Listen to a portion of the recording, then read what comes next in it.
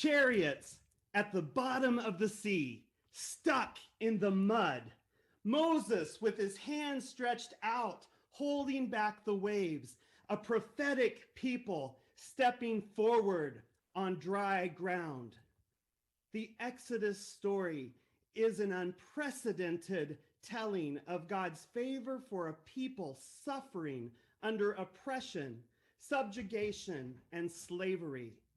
It is arguably one of the most influential, most incredible stories of liberation in all of the world's literature. This foundational myth is the most important story for establishing Israelite identity and later Jewish identity, quoted and referred to over and over again in the Psalms, in the writings of the prophets, in later writings. It's found in the New Testament. Puritans clung to it as they were escaping religious persecution in Europe. And most recently, it was adopted as the central story in the development of an entire theology rooted in Latin America called liberation theology that lifts up the concern for the oppressed and poor. Yet many of us would reject this story immediately, saying it can't possibly be true. There's just not enough archaeological support. Too much evidence is missing.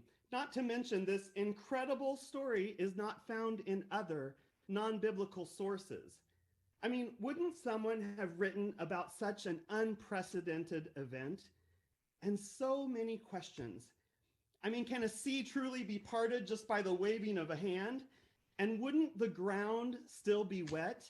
How did they get so far in front of the Egyptians on foot when the Egyptians had chariots and horses? And you can add about 1 million other questions. Is this really something that happened? But if we allow ourselves to be drawn into the story of a marginalized, dehumanized, and struggling people, relegated to the lowest, most unfulfilling, monotonous task of making bricks to build and reinforce a system that enslaved them only for the glory and benefit of Pharaoh, then we encounter a God who hears the cry of a people, who values life, people, souls of worth and potential. This being said, however, this text still poses some big questions and dilemmas about the nature of God. Is God violent? Is God a God that kills? Is God happy to dispose of the Egyptians on that day? Lives are lost. Human lives, animal lives, God's creations. God's favor of Israel in this story does not come without a cost. I mean, how did God feel about what happened that day? We know how Israel felt.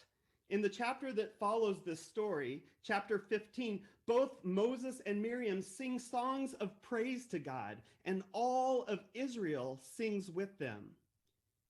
In a small section of the Talmud, however, in a section called the Sanhedrin, learned rabbis discuss the question of what God thought about the events that happened in the Red Sea on that day. One rabbi explains that the angels wanted to also sing a song to God, but listen to God's response. My handiwork, meaning the Egyptians, are drowning in the sea, and you are reciting a song before me? Apparently, God is not gladdened by the downfall of the wicked. The rabbis clearly point out that it's a problem for us to think that God was only on the side of Israel that day, or that God wanted the Egyptians to perish. God isn't looking to erase people who hold power and domination of others. God is looking for transformation, that they bend their ways, their hearts, their minds towards justice. It may also help us to remember that soldiers, horses, and chariots, these are three violent symbols of Pharaoh's power. And not only symbols, but literally Pharaoh's weapons of war, weapons of domination, power, control. If these stories were written today, instead of soldiers, horses, and chariots, It might say landmines, tanks, combat aircraft. These destructive weapons of war and domination have no place on the dry land to which God is leading God's people. They are destined to sink deep in the mud and mire of the chaotic waters of injustice and destruction, to be dismantled of their functions, impotent, lying at the bottom of the sea. Chariots at the bottom of the sea, stuck in the mud. Moses with his hands stretched out, holding back the waves, and a prophetic people stepping forward on dry ground. On Thursday of this week, Europe's online congregation Community Circle held a training with Parker Johnson, president of Harmony, to continue to educate ourselves on LGBTQIA+ advocacy and to learn how we might be a more affirming people. One participant shared his continued dilemma, saying how every time he has to go fill out a form or go to an appointment or have a conversation with a new person, he has to come out again. Do you have a wife? Are you married? These are the typical questions that every time makes him go through that same routine of evaluation. Is this going to be a safe place for me? Can I share who I am? Will this person be mean or kind? He shared how relieved he was recently when someone began with the question, do you have a wife or a husband? That slight, nuanced change in how the question was asked opened a door of non-judgment, of inclusivity. You might say this person had stretched out their hand to open a new way of inclusion, sinking chariots of social assumptions, classifications, and phobias, and providing dry land upon which to walk forward into a new future where he and his partner would not only be tolerated, not only welcomed, but included, celebrated, and affirmed.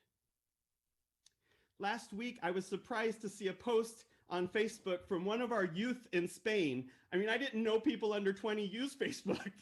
And she had just started at the university, woke up that day thinking she was late for her 9 o'clock class. She then realized that she was not late, that the class started at 11:30. This was good news.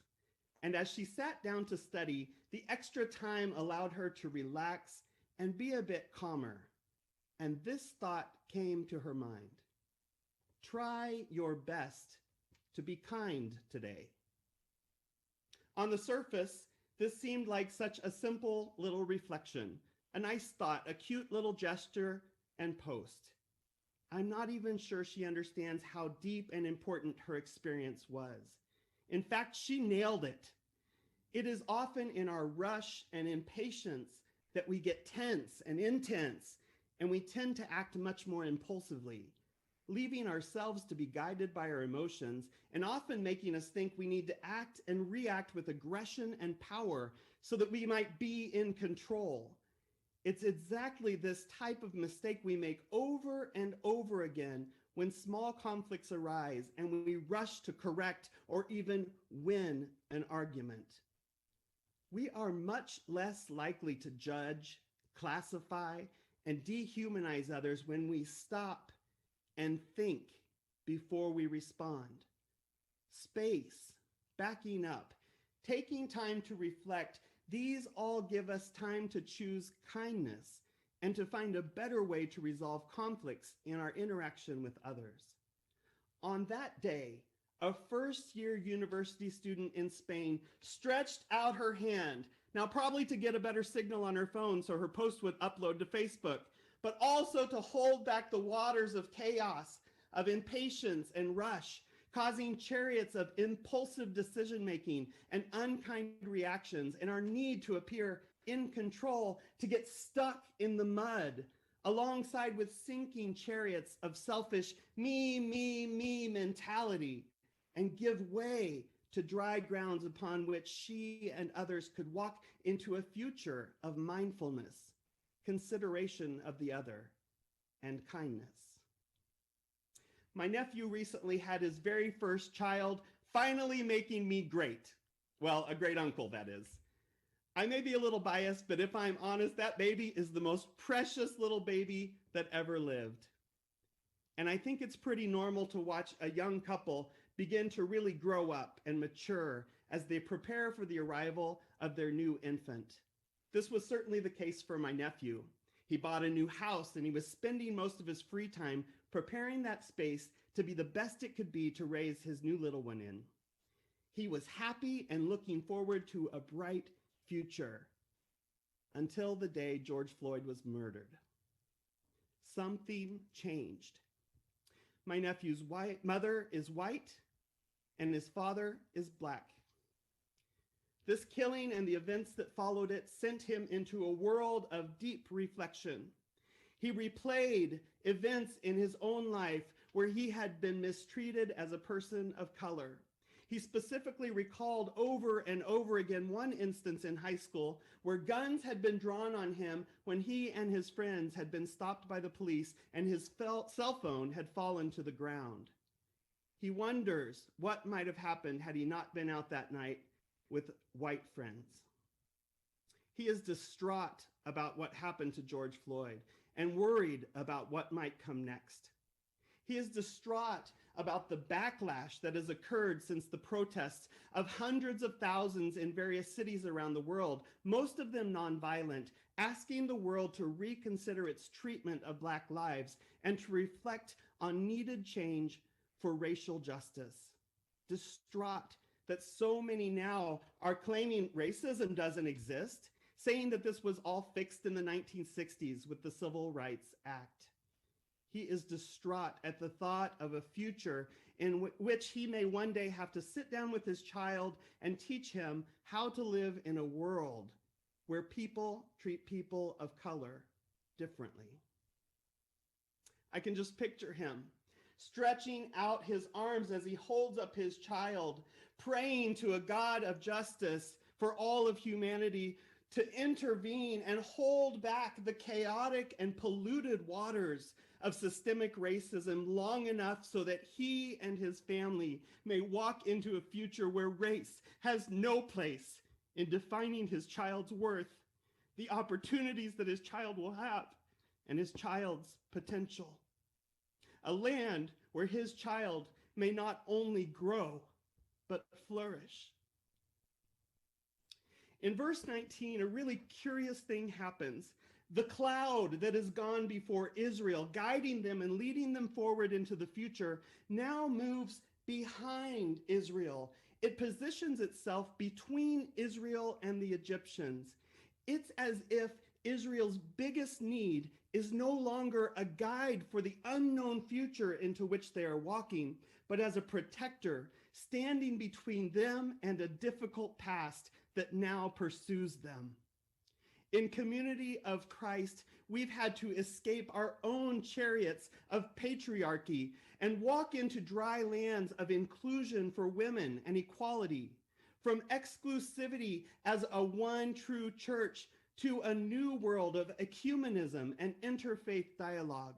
We've had to sink chariots of religious colonialism to enter into a land of diverse leadership at the highest levels of our organization, including proportional voting and training and opportunity for Indigenous leaders, and leave behind the sunken chariots of classification of human types and phobias to enter an inclusive vision where everyone born has a place at the table. Community of Christ has spent the last 10 to 15 years clarifying our identity, mission, message, and beliefs. We have 5 mission initiatives, 9 enduring principles, and a broader understanding of generosity that all call us forward on dry lands. Will we look back in fear at a past that pursues us, or continue to step forward into a vision that we are poised to fulfill? Chariots sunken at the bottom of the sea, stuck in the mud. Moses with his hands stretched out, holding back the waves, and a prophetic people stepping forward on dry ground. Community of Christ. We are called to be an unprecedentedly prophetic people in an unprecedented time. Never before has this configuration of people with all of our talents and giftedness existed.